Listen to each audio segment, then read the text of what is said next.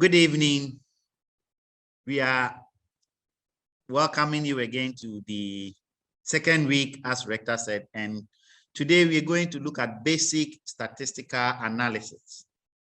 We've tried to make it so basic, so it may be just a revision whilst we try to point out some key issues we need to consider when we are looking at a proposal or the dissertation of our student. So we will have some few basic terms. So assuming there is no knowledge at all, but that is to help build us up. And then we look at the types of data and the skills of measurement. It is basic, but it's very important. How do we manage the data itself? How do we summarize and present the data?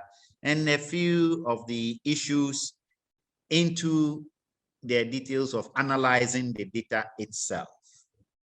So field definition, we know what statistic does. There are two main components. So you hear candidates writing, I will use descriptive statistics, I will use inferential statistics.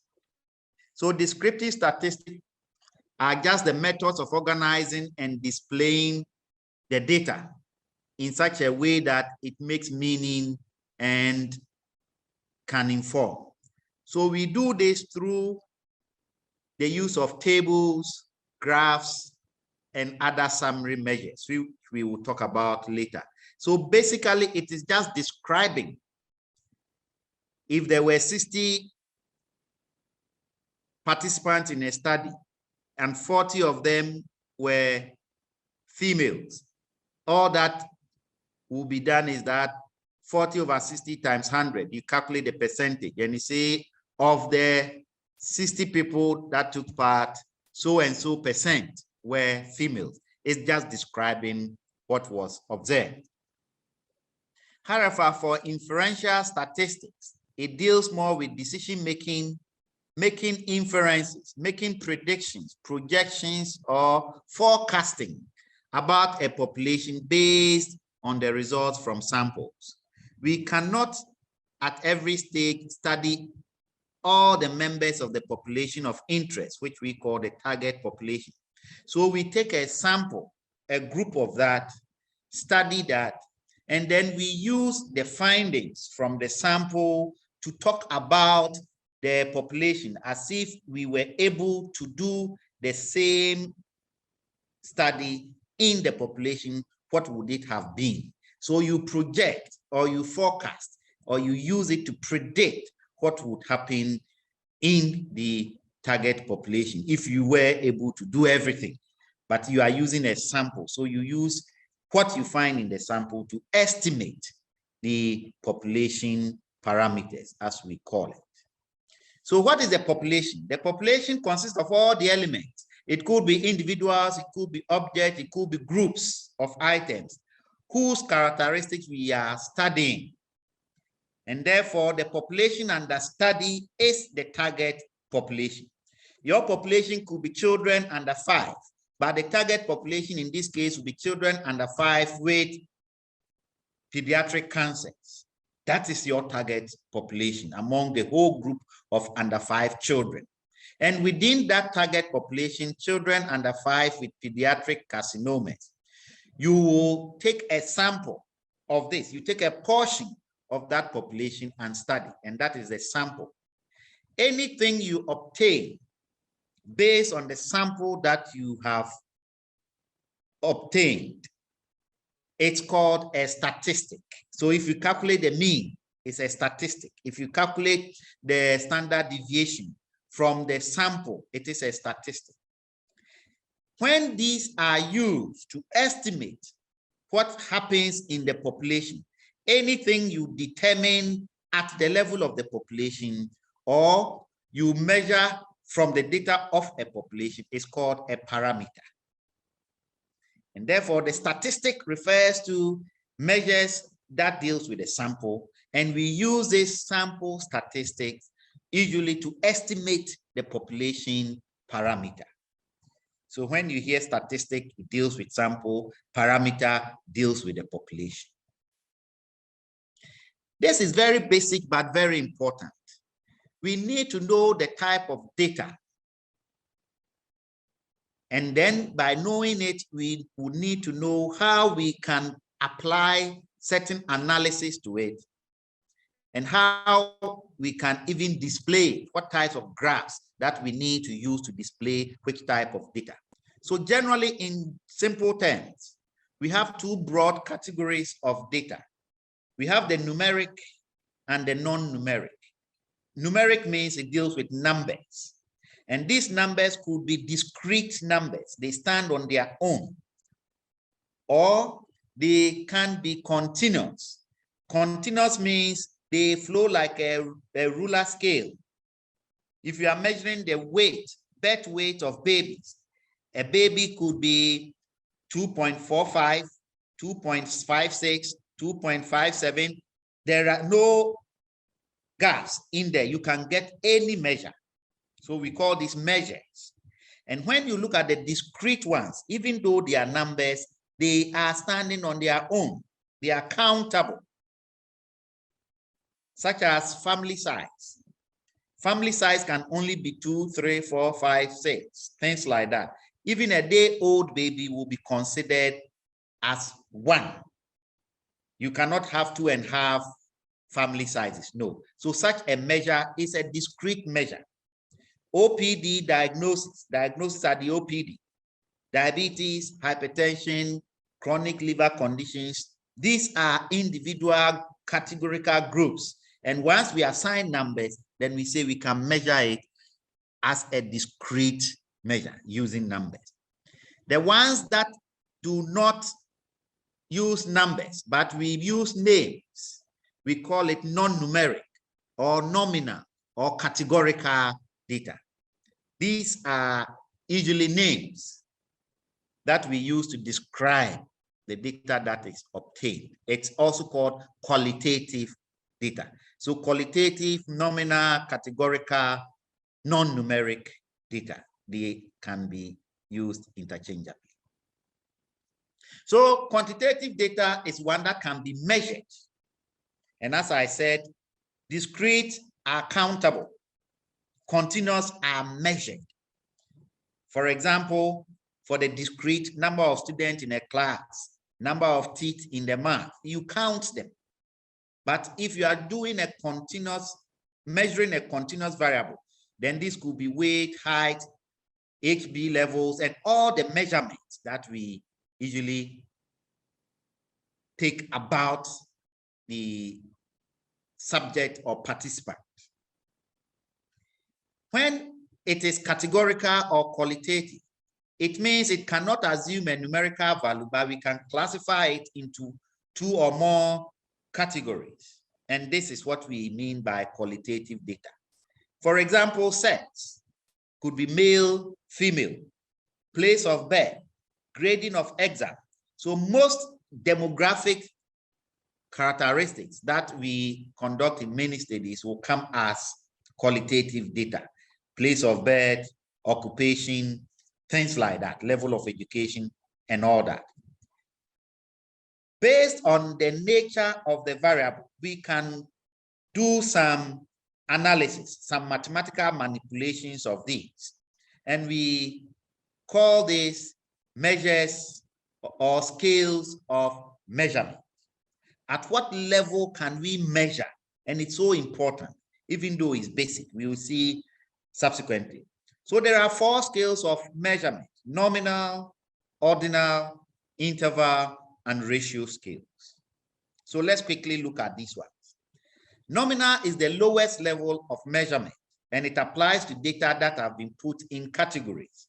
So there is no order, there is no greater or lesser than values. If you are measuring male, female, you assign them values. Black, red, ethnicity, nationality, clinical diagnosis. You cannot, of course, say that 4 Fantis plus 3 Evans are equal to 7 houses. You can, so in such thing, you can't do that. You can't just add or subtract such data. You can only describe them. that Fantis constitute 30%, FS constitute 45%, things like that. You can only assign proportions. You can't do addition, multiplication, subtraction, and so forth. When we come to data that we classify as ordinal, it is also categorized into names or in categories, but they are ranked, which indicates that these categories have an inherent order. The order might not even be known. You may not know the gap between them, but it makes meaning. If you tell your spouse, I want to take you out, today is a holiday, I want to take you out to go and spend a time in a hotel, will you prefer 5-star, 4-star, 3-star, 2-star, and so forth and so on? She might not even know what goes into a 4-star, 5-star, but everybody will prefer that take me to a 5-star hotel if you can afford. So good, better, best, very satisfied, and those ones we always use. Moderate, severe, or mild, moderate, severe. Controlled, uncontrolled. These are ordinal scales, and we'll see how easily these are measured. Interval scale. I must say interval and ratio scales are usually continuous data, and therefore you can determine the means of these ones. For an interval scale, the difference between an interval scale and a ratio scale is that for a ratio scale, the 0 point is natural. That is, when we say 0, it means absence of the attribute. The attribute is not there. And therefore, it makes meaning. That's why we say it's rational. And therefore, the rationality is that a 10-kilogram bag is twice as heavy as a 5-kilogram bag. You can understand. It makes sense. So we say ratio scale. For an interval scale, the 0 point is chosen arbitrarily so that it could be measured. It doesn't mean absence of the attribute. For example, if you remember pH measurement, pH of hydrogen ion, 1 hydrogen ion concentration is equal to pH of 0.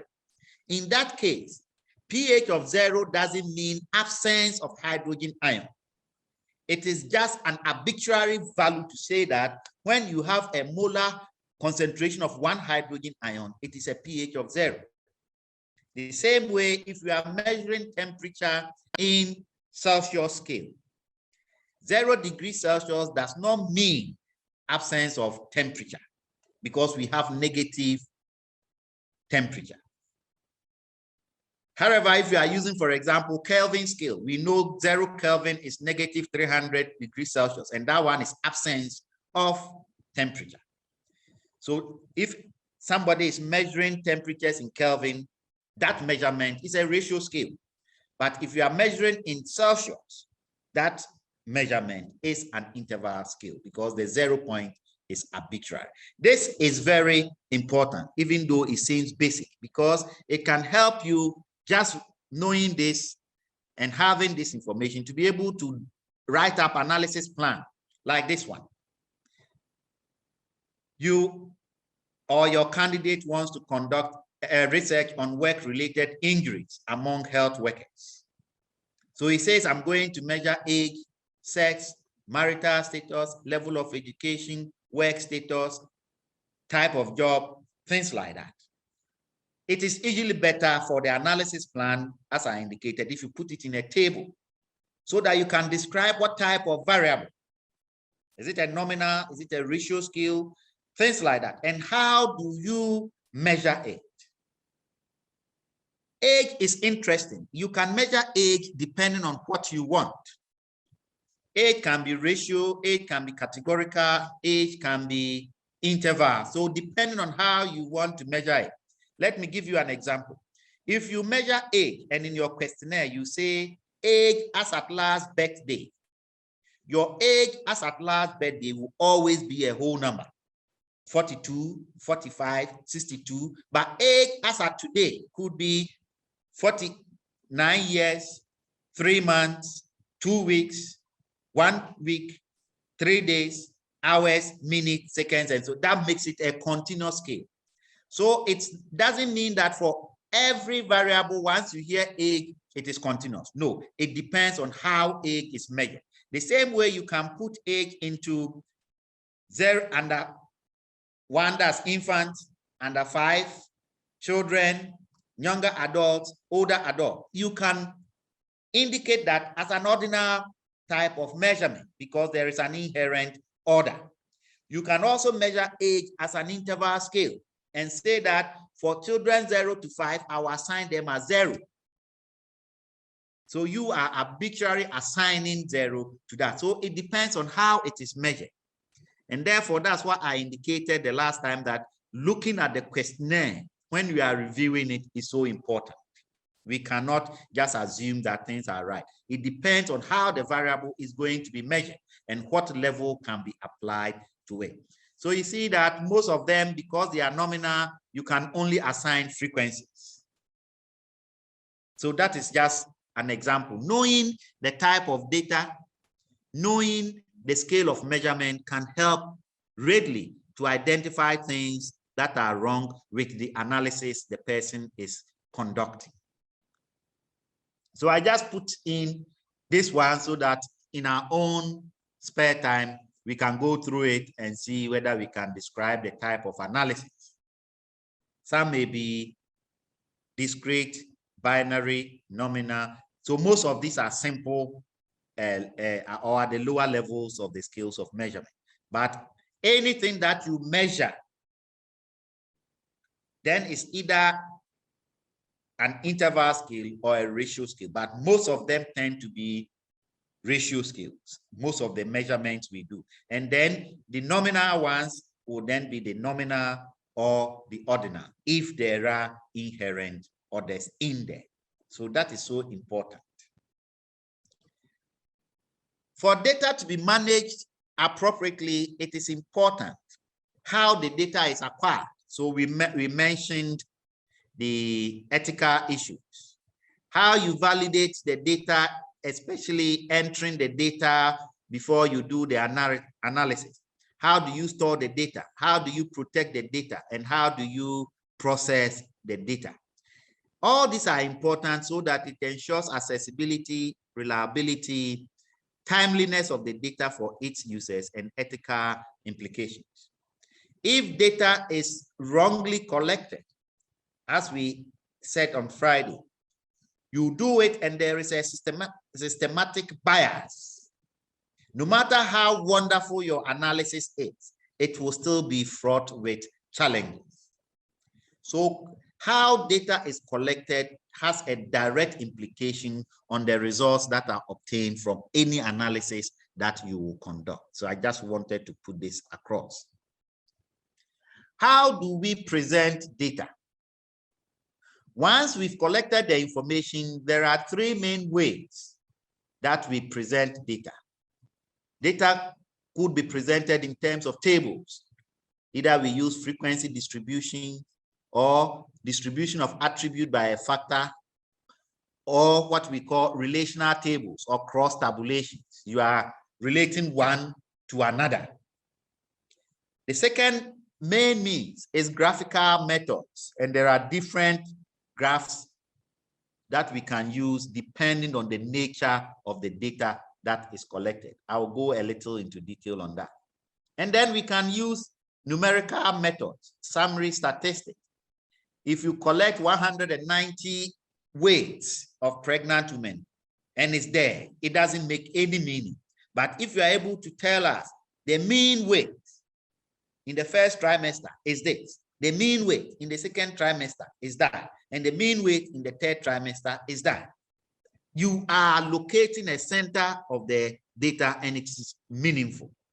We can make some analysis and also glean some information from there. There are other like measures of variation, which tells more about how the data is distributed around the mean. We will go a little detail on that. So what are the characteristics of effective tables? It is conventional. Every table must have a title, and the title should be comprehensive enough to tell the story from the table. This is important. Candidates will construct table and say demographic characteristics. That is not acceptable. We don't need to know the objective or the title of your work to be able to explain a table or figure in that document. The table or figure should be able to stand on its own and tell its own story. Demographic characteristics of antenatal attendant at Kolebu Teaching Hospital. I don't need any other information. I can interpret the table as it is. That is what we mean by the title of the table should be comprehensive. We don't necessarily need to show this is a histogram representing. No, everybody knows what a histogram is. Figure 2, clinical characteristics of pediatric attendant, things like that. That makes it be able to tell its own story. Conventionally, the title of a table is written about the table. It's always written above it. And then, as I said, each table should be self-explanatory with suitable heading, giving precise description of the content. However, the titles and the table itself should be kept as simple as possible. Complicated tables are difficult to read and interpret. That's what we say. Large tables are difficult to read and interpret. Keep the table simple. So we need to advise our candidates to do tables that span several pages. Makes it so difficult to review and understand. So simple, clear, concise tables will tell a better story. For a good graph, needs a title similar to what I said about the table. Conventionally, the title of a graph is always written below the graph.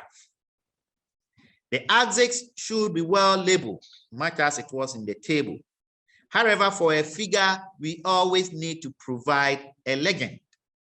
A legend is blue is for males, pink is for females, things like that. So that we don't need any information extra to be able to explain what the table, without not have to go back, see your title and see what you are talking about. The table, the graph with the title should be able to on its own tell its story completely, so that anybody who takes it will be able to explain the content of the table. We prefer graphs sometimes when we want to display patterns or trends. Tables might not show it clearly. It may not be immediately obvious from a table when you do a casual inspection of tabulated data. So once you want to show trends or you want to show some disparities or patterns, it is better to use graphs. And as I said, the type of graph depends on the type of data. That's why knowing the type of data is so important. And diagram brings out outstanding features, a quick appraisal, and you know what you are talking about. So if you have continuous data, which usually is interval or ratio scales, then once it's a continuous data, you can use a histogram, you can use frequency polygon, you can use a line graph, you can use a box plot, and you can use a scatter diagram. These are important. Histogram, you are plotting the class boundaries against the frequency. If you want to use a frequency polygon, then you are plotting the class midpoints against the frequency, which is important. If you want to compare, you cannot superimpose one histogram on the other.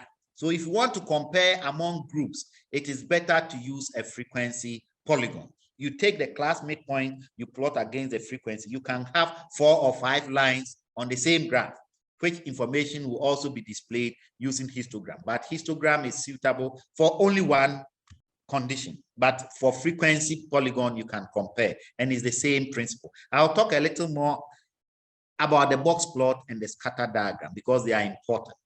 Line graphs will also show trends. You want to show maternal mortality patterns in a district hospital over several years or several months. It's better you use a line graph. When it is a discrete data, as we have seen, nominal or ordinal, discrete data, when you measure it at that level, then it's better to present it using a pie chart or a bar chart or a bar diagram. Pie chart is the circular everything within and having segments.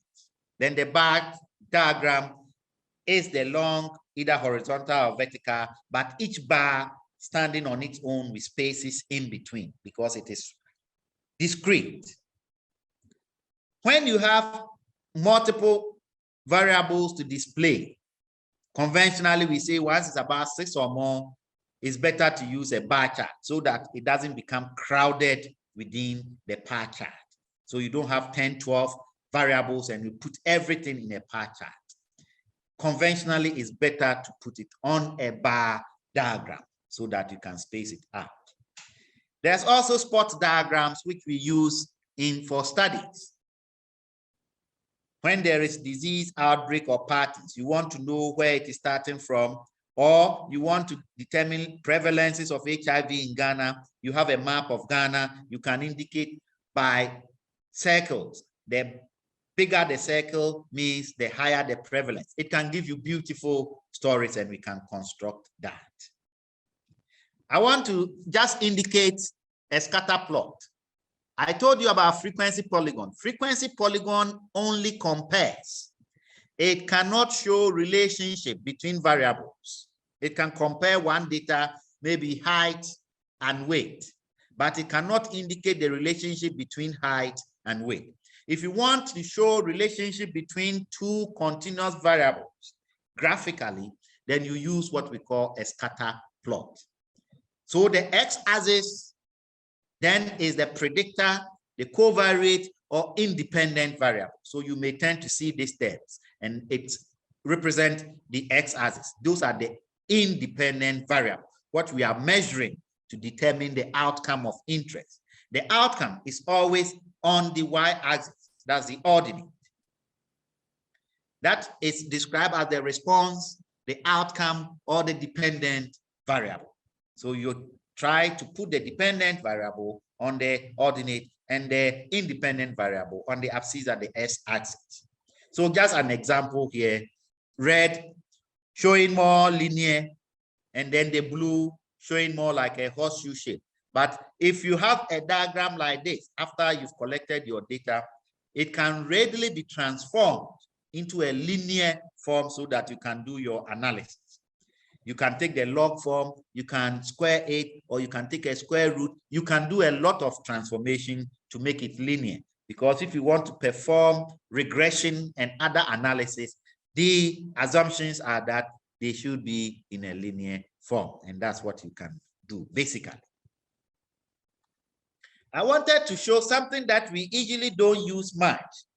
I don't see many of our students using it, but it is a very useful and important diagram, the box plot.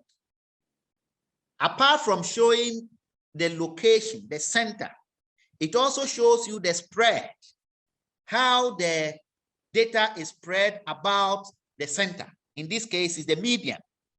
And then whether it is skewed towards the right or the left. So if we encourage the use of this, even graphically, you can see, and it is always the median and the lower quartile, which is the 25th percentile, and the upper quartile, which is the 75th percentile. The median is the 50th percentile. Then you can indicate the interquartile ring. Within the box showing the interquartile ring, you will see where the median is lying. Is it lying closer to the left or is lying closer to the right? Then it shows you whether the distribution is skewed towards the right or to the left. It also shows you the maximum allowable values, and that's what we call the whiskers. Then it will also indicate what data points are obviously outliers. So you see that the box and whisker plot or the box plot really contains a lot of information. And we can encourage the use of this. It tells a lot, really, whether your data is normally distributed, even just by looking at it, and if it is skewed, is it skewed to the left or to the right? So just for us to a little interact, I said this shows the distribution is skewed. In this diagram, what do you think? Is it skewed to the left or to the right? Look at the mean from the lower quarter K1 to the median. That's the left side. Then the median to the upper quarter Q3. So if you drew this in the form of a curve, what do you think? Where would this distribution be? Okay, yes. So I will leave this for us to look at, see how useful these diagrams can be.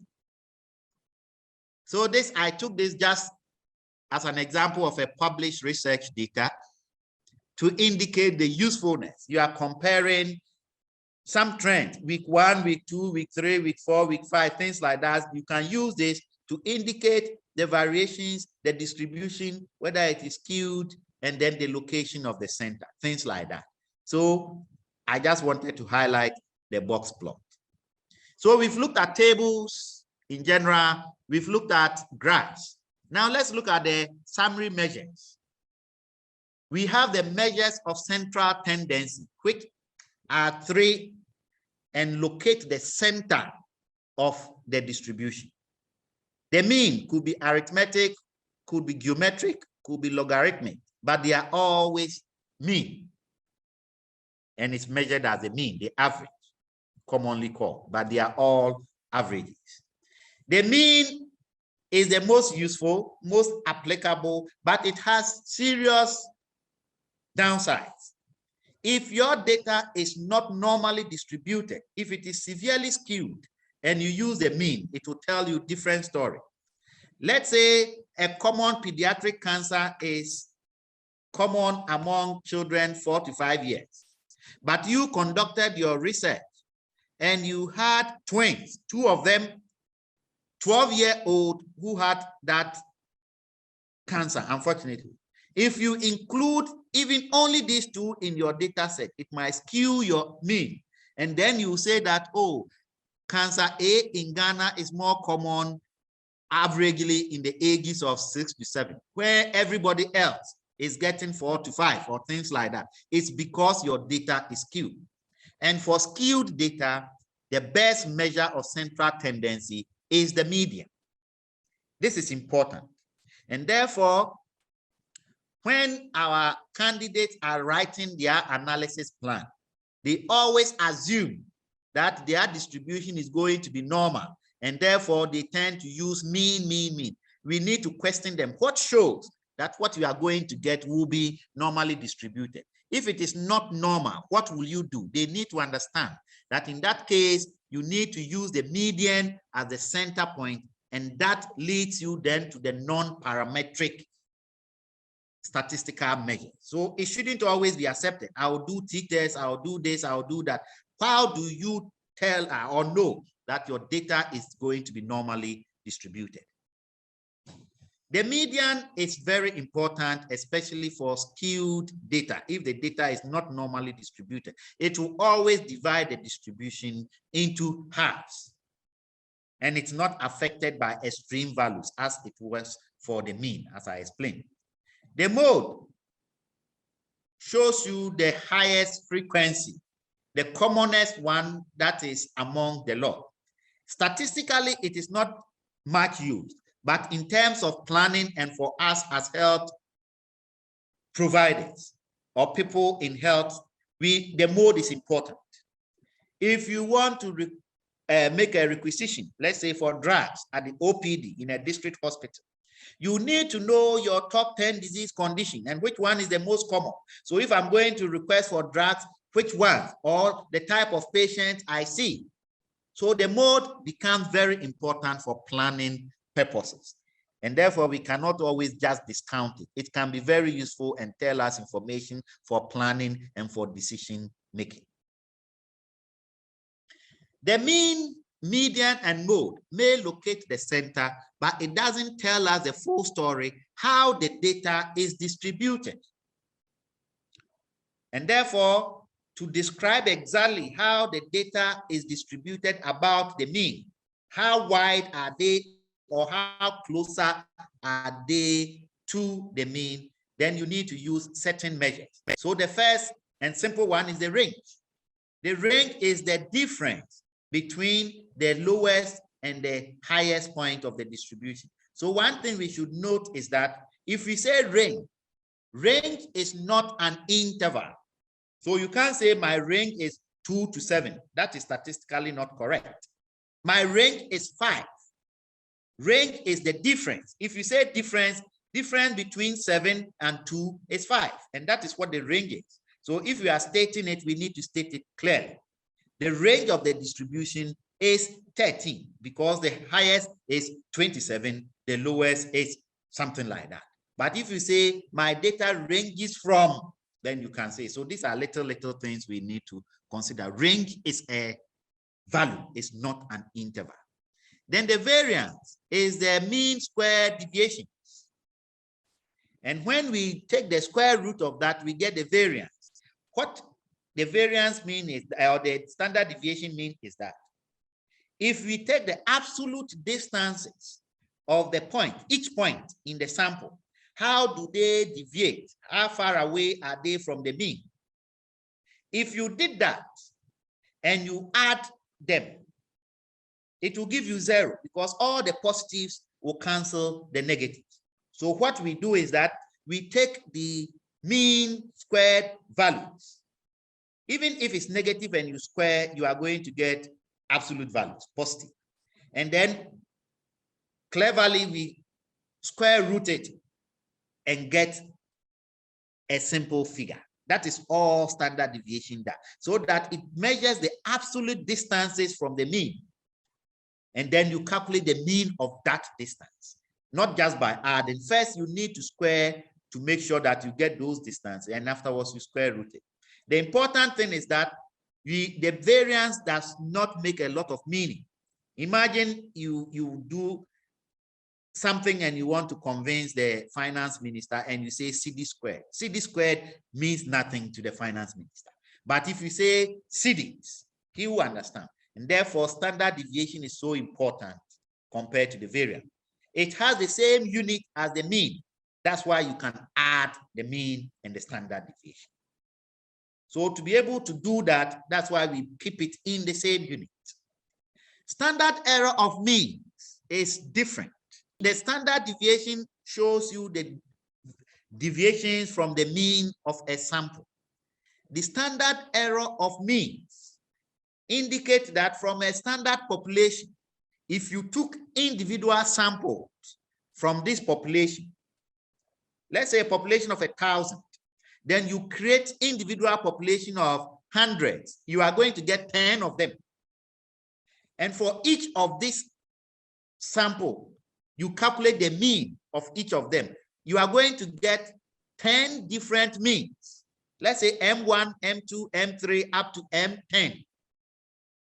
This is what we call the central limit theorem, but I'm trying to make it as non-mathematical as possible. You have a big population. You take individual samples from the population, a population of 1,000. You take individual samples, 10 of them. For each sample, you calculate the mean. So you are going to get mean 1, mean 2, up to mean 10. What it means is that even if the original population is not normal, once you take the means of the individual samples and you plot them, it always becomes normal. And then these means, you can calculate the mean of these means, which then will represent the population mean better than just taking one sample and using that mean to represent the population mean. This is what we call mean of means. You are taking the means of the 10 means that you have calculated.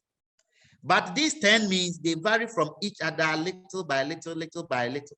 Those variations within those means from the population, that is what we call the standard error of means.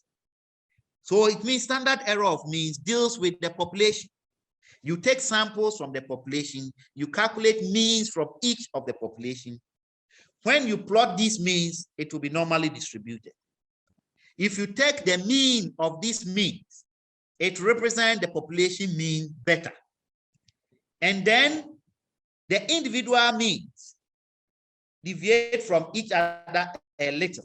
That deviation you calculate using the same principle of standard deviation or variation measurement. You will get what we call the standard error of means. So you will see that if you have the mean of means, and then you add the standard error, which is an interval, you are very confident that the population mean will lie within that value that you've got. The mean a little above it, the mean a little below it. That is the principle of confidence interval. That is what we do. It is not difficult at all. We have a population of 1,000. We want to study birth weight among women giving birth in Colegon, 1,000 of them. But we don't have resources to go and interview these 1,000 women. But we want to conduct a research such that whatever value we get will represent what will happen at the population level if we had resources to do all the 1,000. So first, what we do is that we create or we take samples from Colegon. But we can take, for simplicity, we take 100 women. We take another 100. We take another 100. We are going to get 10 different samples from the population 1,000. For each of the sample, which could be your research work, but in this case, we are taking 10 of them. For each of them, we can calculate the mean. So we have mean 1, which is for first sample, mean 2 for second sample, mean 3 up to mean 10. So we've taken individual samples from the population. We've calculated individual means. We say, number 1, for these means of the different samples that we have selected, if we plot them, it will become normally distributed. So even if the original population was not normal, if you did this, take small samples, and then you calculate the mean of each of the small samples, the means themselves then become a distribution. As I said, you have mean 1, mean 2, mean 3, they become a data set on their own. If you plot that data set, it tends to be normally distributed. Number 2, we can then calculate a single mean from all the 10 means that we've calculated. They are means. So how will we get a single mean? Mean 1 plus mean 2 plus mean 3 up to mean 10 divided by 10. We get a single mean. And we are saying that that single mean is a better representation of the population mean than any of the single means. Because probably you didn't choose a correct sample, or your sample was not representative enough, but you've chosen different smaller samples. You've calculated the mean of each of these samples. And then you pull all these means together and you find the average of that. That mean is what we call mean of means. So if you read and you come across mean of means, that is what it means. Each of these means, M1, M2, M3, up to M10, will deviate from each other. They won't be exactly the same. And therefore, we can calculate the deviation among these means. That deviation among the 10 means gives you what we call the standard error of means. That is why the name is standard error of means. So the standard error will always give you a positive and negative value.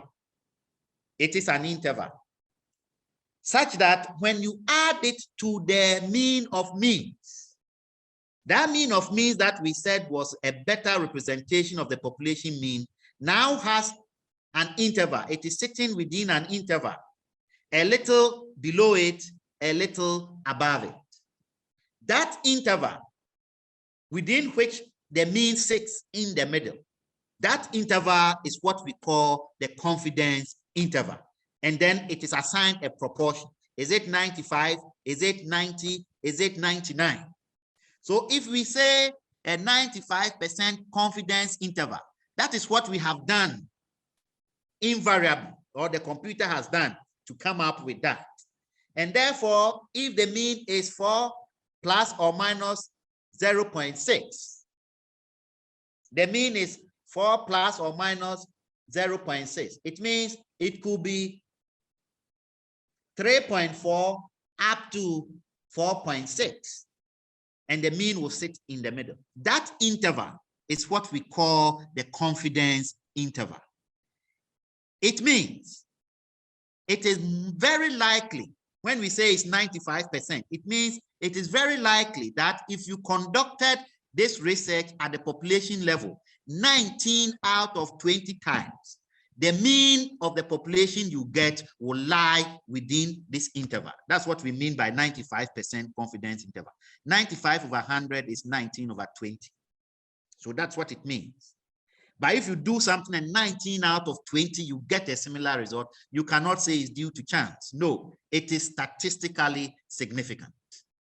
So I'm bringing in a few concepts without making it more mathematical, but that is the explanation.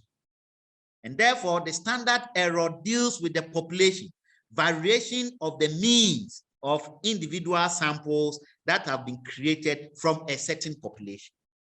And doing that, you can get the mean of means, which is a very good representation of the population mean. However, it cannot be a single value to represent everything. So we create an interval within which it will lie. And then we say that that interval that we've created using the standard error of means, we are a certain level, or we have a certain level of confidence that if we did this at the population level, the value we will get will lie within that interval. So if we want to also determine variations between different measurements like height and weight, or head circumference of newborns and their weight, and see how they vary. Height, you can use standard deviation. Weight, you can use standard deviation, but you cannot compare. If you use weight, kilograms, and height in meters, for example, you can't compare meters and kilograms. What you can do is the use of the coefficient of variation, which is the standard deviation divided by the mean times 100. What it does is that because the standard deviation and the mean are in the same unit, it cancels out the unit and gives you a scalar quantity, just a number. So you can say that if the coefficient of variation in the head circumference is 3, and that in the birth weight is 6, you can compare 3 and 6 and say that then it means there is more variation amongst the head circumference than the birth weight.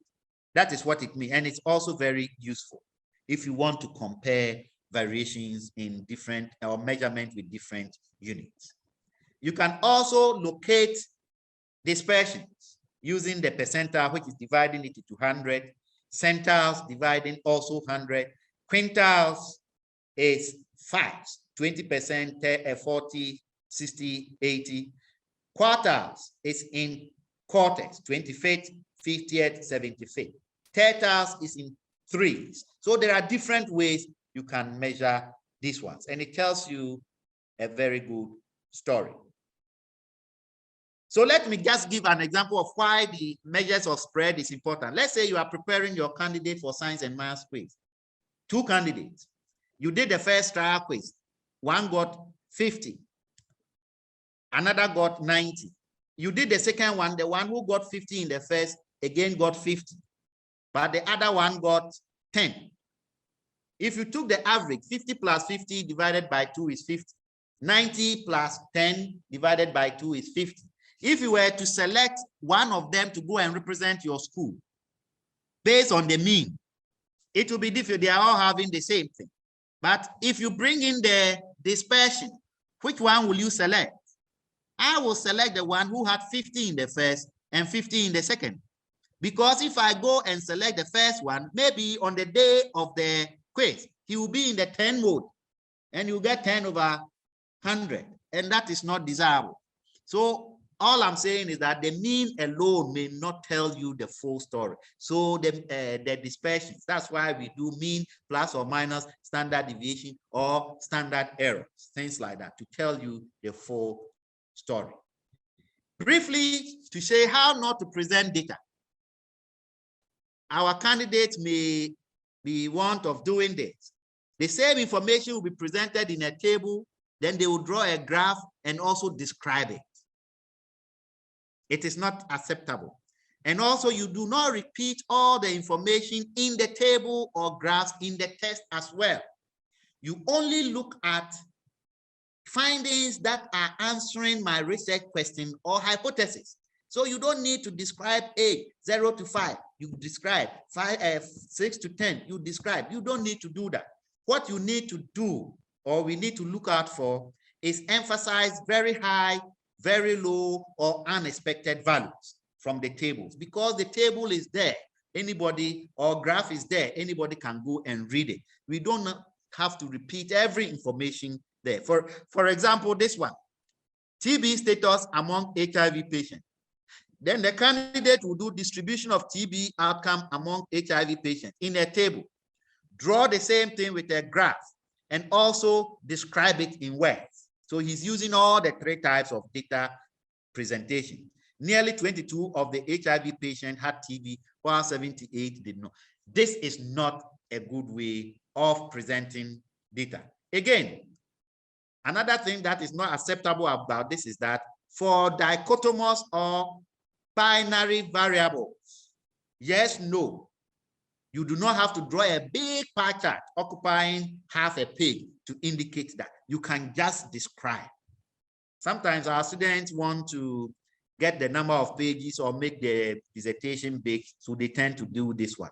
In presentations, yes, may be acceptable, but in the dissertation, you cannot draw a big pie chart for just a binary information, male, female, and sometimes they are even 50-50, and it doesn't gel.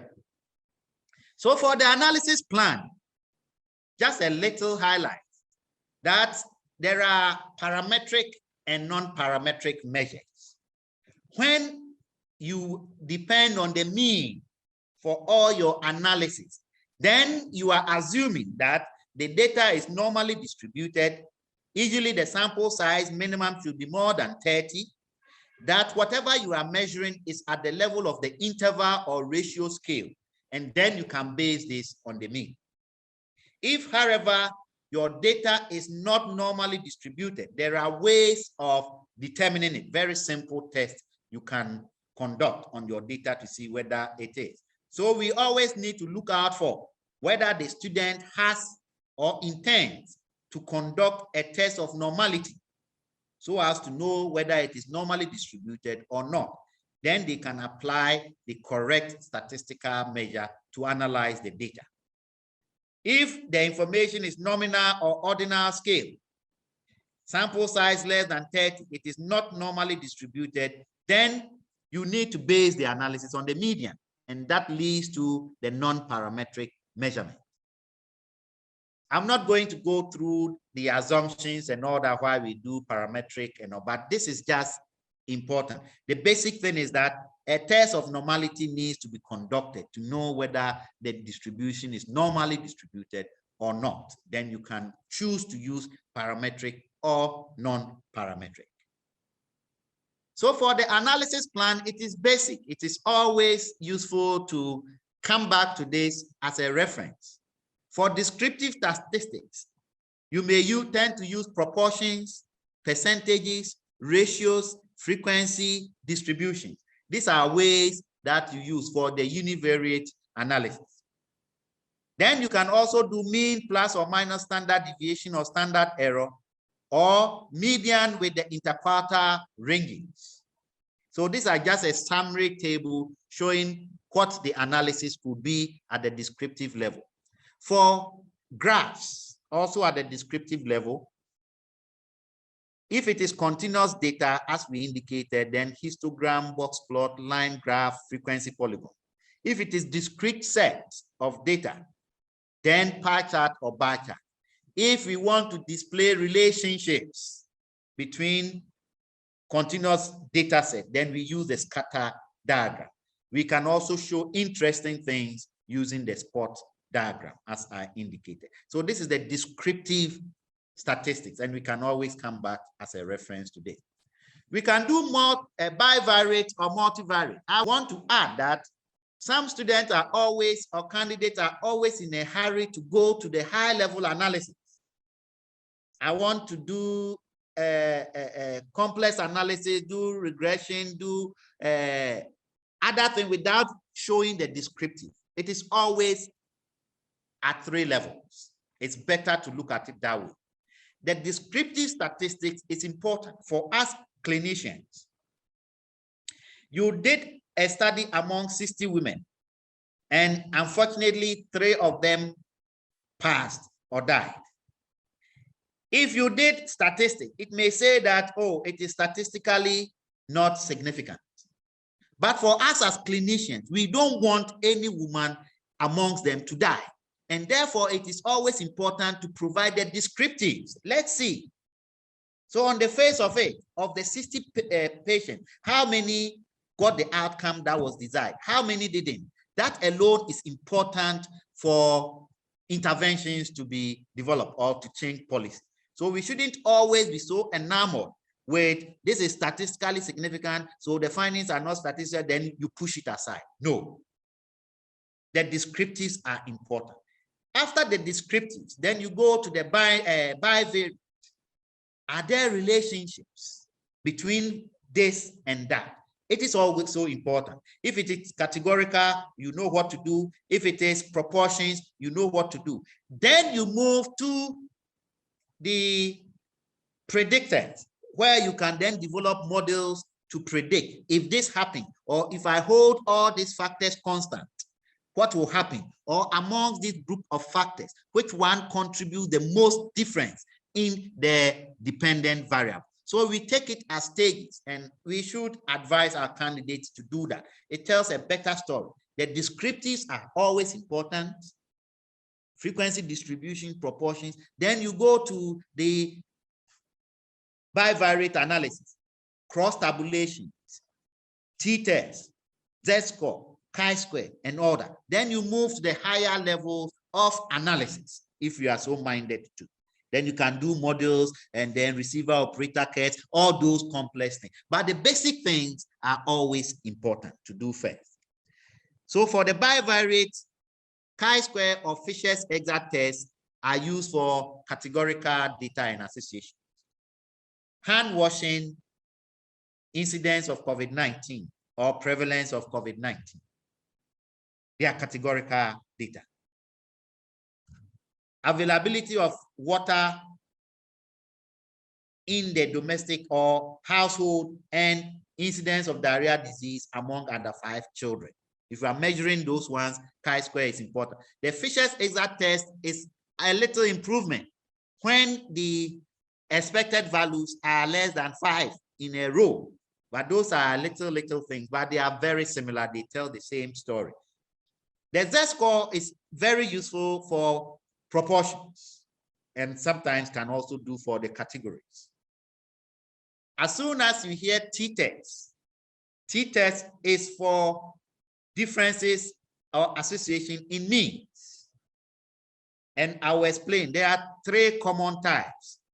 We have the group or independent t-test, the paired t-test, and the one sample t-test. I will use antenatal women to explain this. I have 120 antenatal women from Kolebu, 120 antenatal women from Konfuanochi, and I want to determine their mean HB just before they deliver. I did that, and I want to find whether there is a significant difference in that of Konfuanochi and that of Kolebu. Because they are 2 independent groups, you are going to use what we call the independent or the group t-test, because they are independent groups. However, I take the 120 women only for Konfuanochi, and then I measure their HB at the time they booked for antenatal service. Then I put in my interventions. I give them hematinics. I treat all infections. I let them sleep under mosquito-treated nets, all that. Then after 6 months, which is just before they deliver, I check the HB again among the same group of women. That we can determine whether there is a difference before and after the intervention. Then you will use the paired t-test. It is the same group of women, but you did a measure before you intervene and then a measure afterwards. The next one is the one sample t-test. Let's say there is a WHO standard of expected HB of the woman before delivery, which is safe. So you take 120 women, look after them, and at the 9th month, just before they deliver, you measure their HB, determine the mean, and then compare with the international standard that you are using the one samples t-test. That's an example, just a simple example. There is a standard value that has been determined, or a national accepted value, or a regional value. You do something in your district, you want to compare to see whether you are doing well or not. That is an example of a one samples t-test. I believe it is clear. So candidate just cannot write every time just student t-test. At this level, we expect them to know whether they are using the independent t-test, whether they are using the paired t-test, or whether they are doing a one sample t-test. The F-test is an advanced form of the t-test, and that is what we call analysis of variance. It is usually for 2 or more categories. The t-test can also be described as a one-way analysis of variance, but the F-test is a two-way analysis. We say 2 or more because the t-test also does 2, but it cannot do 3, 4, 5. But the F-test can do more above 2. So it can do for 2, and it can do for 3, can do for 4. We are not going into the details of that. But somebody cannot do repeated measures. Let's say I want to measure potassium level after a post-op. 4 hours, 8 hours, 12 hours, and then it will tell you in the analysis, I'm going to do a t-test. That is not correct. You cannot do that. So those are simple things we need to look out for and what analysis they purport to do. Other ones are the correlation coefficient. That is to determine the strength of association between two continuous variables. Regression is just a simple mathematical relationship between the variables, see whether they are related or not. But the correlation coefficient tells you the strength of this linear relationship. It is usually -1 through 0 to +1. The closer it is to 1, the stronger the association. So if it is closer to 1, +1, it means there is a strong positive association. If it is closer to -1, it means there is a strong negative association or correlation. If it is closer to 0, it means the relationship is weak. And if it is around 0.5 thereabout, then it's moderate. So it can be categorized to see whether the relationship is strong or not. Then the logistic regression is when you are using a categorical outcome, unlike the regression, where the outcome is a continuous variable. For the logistic, the outcome is a categorical measure, but the independent variables could be continuous or categorical. It doesn't matter. But the dependent, which is the Y, is a categorical yes or no, alive or dead. Then you say that's binary logistic regression. It can be more. The one sample t-test is also you have a single sample. However, in this case, the measure that you take, let's say the mean HB of the pregnant woman, you are comparing it to a standard that has already been determined, either international, national, or a previous work that has been done and has been accepted as a value. So that is what you are doing. You have your one sample, you have determined their mean, but you are comparing it with, let's say, the WHO standard. Then you want to determine whether there is a significant difference between what you have got from your experiment as compared to the standard international value. Then you are doing what we call one sample t-test. You can also use the same one sample, do a measurement, you do an intervention, and you do another measurement. It's in the same one sample, but in this case, it is a paired t-test because you have before and after. When you have two different samples, you determine the mean in one group compared to the mean in another group. You want to see whether there is a significant difference between them, then you do the group or independent t-test. So if you look and you do the measurement, and then you want to see the degrees of freedom, the group t-test will have a degree of freedom of n-2, but the pair t-test and the one sample t-test will have n-1 because you are doing only one sample. That is a little, but you don't need to worry about that. But just the understanding is that for both pair t-test and one sample t-test, you are using a single sample, but different types of measurement. For group t-test, you are using two independent groups. I believe that's okay. So quickly, I'll go through normal distribution because it's so important. Most of the distributions in nature tend to be normally distributed, and we call it the Gaussian curve or the normal distribution curve. And we can do a lot of analysis based on this. The median, mean, and mode coincide at the middle. And measurements under the normal curve is in standard deviation. So the unit of measurement is standard deviation unit. So you can say that the mean plus or minus one standard deviation occupies 68.5 of the distribution. Mean plus or minus 2 standard deviation occupies 95.3.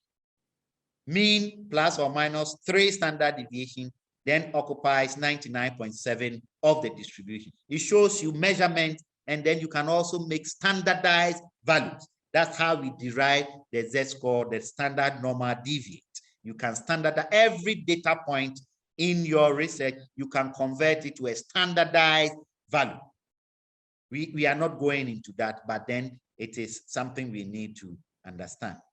I have spoken about the central limit theorem. That's what I said, that the distribution of samples of means taken from a bigger distribution will always tend to be normally distributed. And when you have done that and you determine the variations among these means, it gives you a measurement, which is a standard deviation squared divided by the sample size, which is the standard error we spoke about. So I'm just highlighting that this really is the basis of the confidence interval that we have. And what it tells us is that the larger the sample size, the smaller the variation. Look at it. It is divided by n. And once you have a denominator n, the bigger the n, whatever variation is there will be smaller. And therefore, standard error by nature are always smaller than the standard deviation because we are dividing by the sample size. And it is important, therefore, to note that the bigger your sample size, the more precise your findings, because the errors, the likely errors, the likely deviations will be minimal. So bigger sample size are preferred, but there should always be a trade-off between precision and cost. You cannot waste resources because you want to take large enough sample size. That's why we always need to determine the minimum sample size. That is okay. So these are the expressions of the confidence interval as I explained generically, that the mean sits in the middle of that interval, a little below it, a little above it. And then we are sure that the population mean, which is exactly what we want to do, we want to use our standard sample statistic, which is the sample mean, to be able to estimate the population parameter, which is the population mean, so that everybody will be confident that if I go to Polygon for a woman to deliver, the birth weight of that child will likely lie within this number and that number. And you are confident that when this is done 19 out of 20 times, it is likely to give you a similar result. That is the generic explanation. It is also important to know, basically, the computer will do that for us, but you need to know the steps involved in hypothesis testing. Usually our student candidate will indicate they state a hypothesis. Sometimes you go through all the methods and there is nothing there that indicates how they are going to test the hypothesis. It is important to state the null hypothesis and the alternate hypothesis. They are designated as it is there. And then you need to specify ab initio that my work is going to be done at the 95% confidence level. You state it. And that's what some people do unethically is that you do that, you do your analysis, you are not getting any significance, and then you go back to do 90%, and so they are. No, you can't do that. What you can, however, do is that you intention to do it at 95% confidence interval. But even when you did it at 99%, it was still significant. You can show that in your results. Normally, we show with stars and say that star 1 is this, star 2 is that. It's making it stronger, but you can't go below it because you feel it is not giving you significant at 95, so you want to reduce it. Once you've said that, you need to determine what is the appropriate test statistic to use. It is important. I'll show a table that generally summarizes briefly, generically, how we can select these test statistics. Then you calculate the value of the test statistic. In fact, the computer will do all that for you. What is important is the ability to interpret and then know the process through which a hypothesis is tested. That's all. Then you get the corresponding value of a P. The P will then help you to make the interpretation. We always say that if P is less than 0.05, as I simply explained, not making it sound statistical, 0.05 means 95%, at least 95%, which translates into 19 out of 20. It is even going to 20 out of 20. But if you did something and 19 out of 20 times, 19.5 out of 20 times, 19.8 out of 20 times, it cannot be anything but significant. However, if the p-value is bigger than 0.05, it means it can be anything less than 95%. It could even be 60, it could be 50, it could be 40.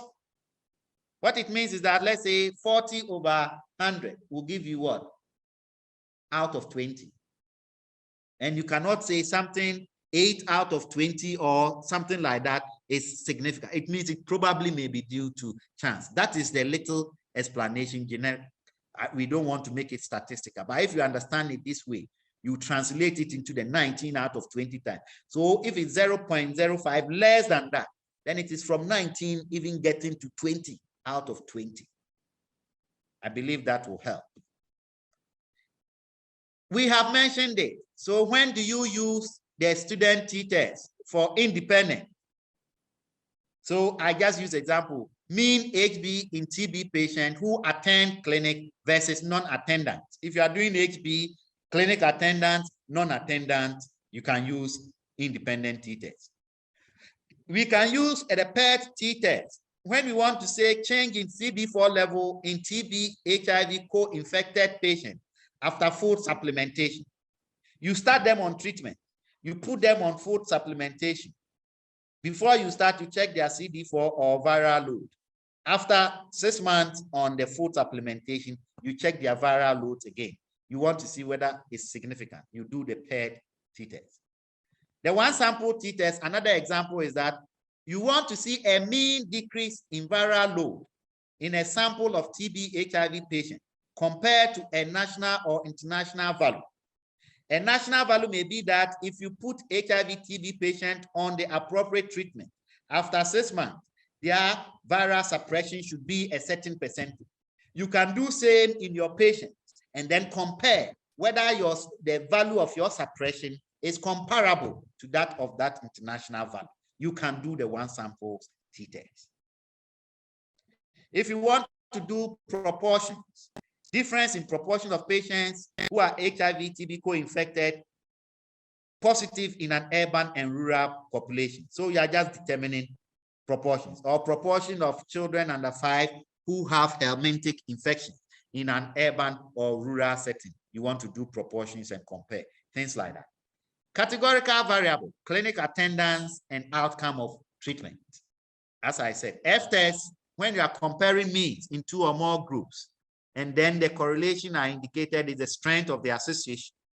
Regression shows the relationship and how one value interprets or influence the outcome. How much does it contribute to the changes that are observed in the outcome? So the logistic analysis is also here. It shows the strength of the association between a categorical dependent variable and the independent variable. So the difference really between a linear regression, multiple regression, and the logistic regression is that the logistic regression, the dependent variable, which is the main outcome you are interested in, is categorical. Either dead, alive, yes or no, clinic attendant, non-attendant. Then you want to look for factors that will influence and explain the changes that occur, whether somebody is yes or somebody is no. And it assigns risk. So that, for example, if a group is attendants, then it explains that because they attend clinic, they are 1.5 likely to have a child that is alive compared to the woman who doesn't attend clinic. So for example, your outcome in this case is baby alive or dead, which is categorical. Then one of the independent variables is clinic attendance, HB at booking, sleeping under insecticide mosquito net. When you do the analysis, it can explain, for example, non-attendance at antenatal clinic for those who have babies alive and for those who have babies that are dead. It can indicate and tell you that for those whose babies are alive, or let me take it the other way, for those who attend clinic, their risk or the likeliness that they will have a baby alive is 1.5 times better compared to those who do not attend clinic regularly. So it tries to explain the risk involved and quantifies it for you. It can also be 2.5 times that if your HB at booking it as a testing level, then it improves your chance of having a baby alive at delivery compared to those who have very poor HBs. That is what the logistic regression generally does. It tries to explain for the categorical outcome, and then assigns the odds ratios to it to explain that.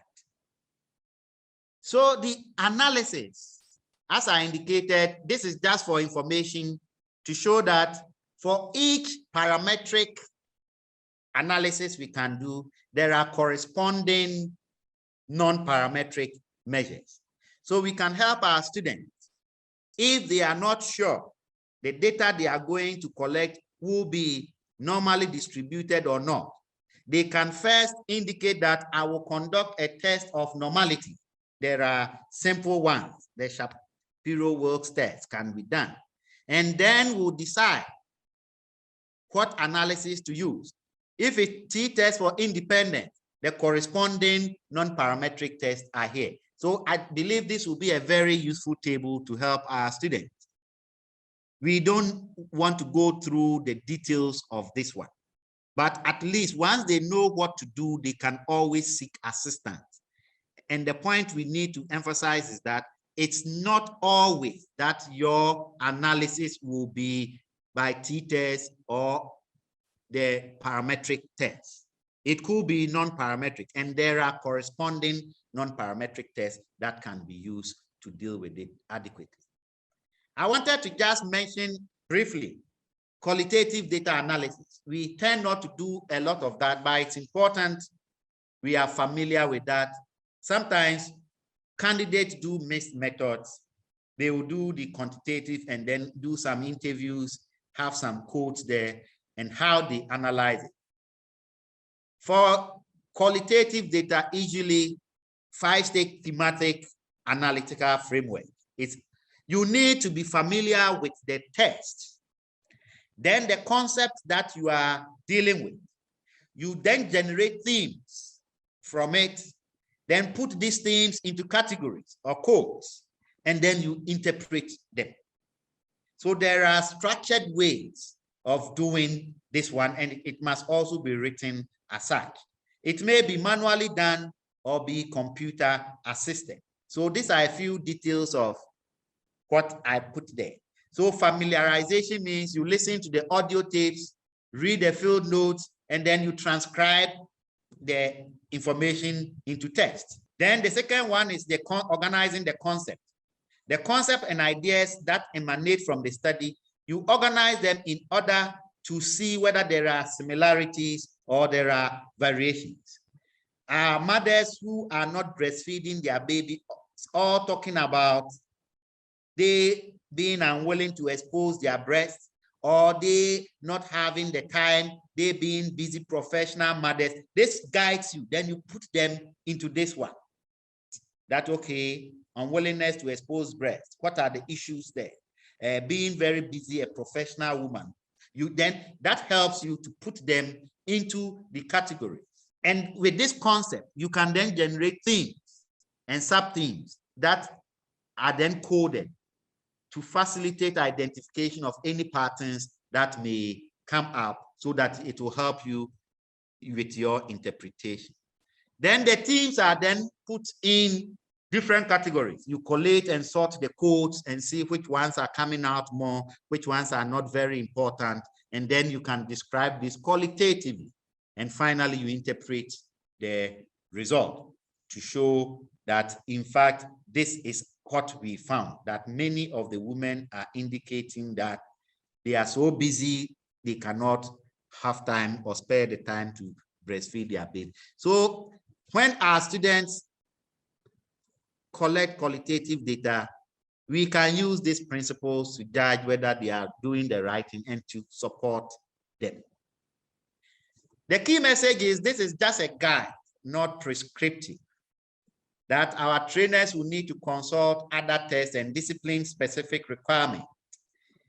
Because if it's lab, things like that, there are different ways of analyzing the data. The principles remain the same, but the practices differ. So we need to look at that. It is always good to discuss with peers. If there are some statistical things you are supervising, you are not clear, you can always ask peers, discuss, and then we build each other up. So thank you very much for your attention.